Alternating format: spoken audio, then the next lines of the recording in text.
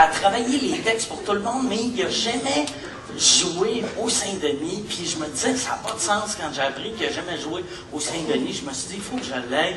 Mesdames et messieurs, j'aimerais ça recommencer à l'applaudir. Si vous applaudissez bien fort, Yvan ça se brise. J'aimerais ça le chanteur qu'on l'aime.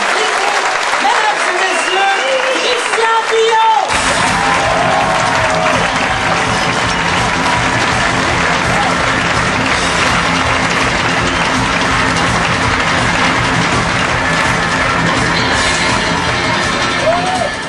Bonsoir, ça va bien? Ouais! Non, Chris, on n'est pas dans un show de Marilyn Thibert, là. Est-ce que ça va bien? Ouais! Good. Je suis content d'être ici. Je voulais parler... J'avais un sujet à traiter, mais quand j'ai entendu Monique parler de chirurgie plastique, puis gras trans, cette affaire-là, je me suis dit, hey Chris, faut que je me gâte.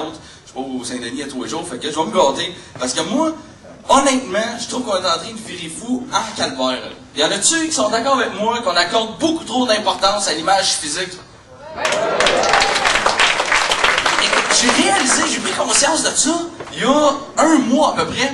Je sais pas s'il y en a ici qui l'ont vu, mais j'ai regardé un reportage à RDI sur l'anorexie. Y en a-tu qui ont checké ça?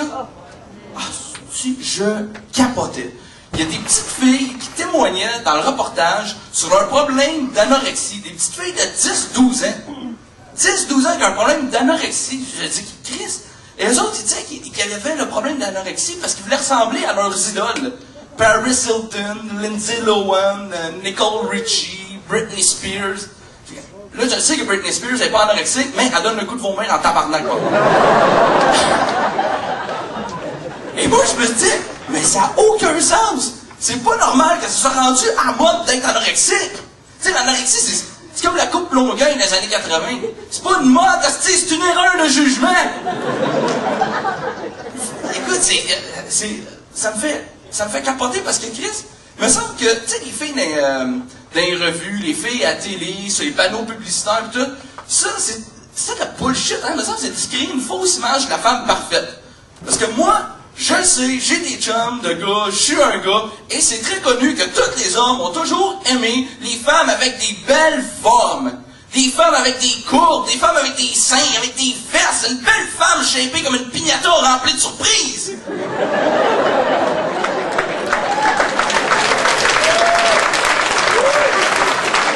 Pas une petite fille toute frêle shapée comme le maillet pour fesser sa piñata, voyons, Chris.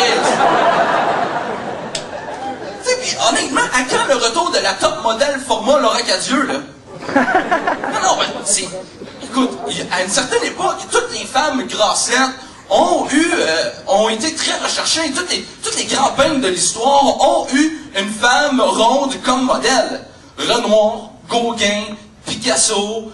Bon, Picasso crissait un triangle là-dedans, mais en arrière du triangle, c'est une totoune, là! Et là, aujourd'hui, on est à pire en pire avec toutes les émissions de télévision de Fais-toi faire, hein? Tu sais, Miss Swan, Métamorphose, SOS Beauté. Et y'en a-tu qui ont écouté ça avec Chantal Lacroix, là? Toujours sympathique Chantal Lacroix? Tu sais, Mike, tantôt, il disait que lui, il avait de la misère à comprendre Claire Lamarche. Moi, je comprends pas le principe de SOS Beauté. Honnêtement, quand SOS Beauté débarque chez la femme, elle est toujours trop contente. Elle est toujours comme folle comme de la merde, hein? C'est, oh mon Dieu! SOS Beauté chez nous! Oh, j'en viens pas! Chantal Lacroix, Michel sort le chien! Chantal Lacroix dans le salon! Alors que, quand SOS Beauté débarque chez vous, le sous-texte qu'ils sont en train de dire, c'est Denise. Oh, Denise. De toutes les femmes au Québec, se sont inscrites à SOS Beauté, c'est toi là plus hostie de pas belle!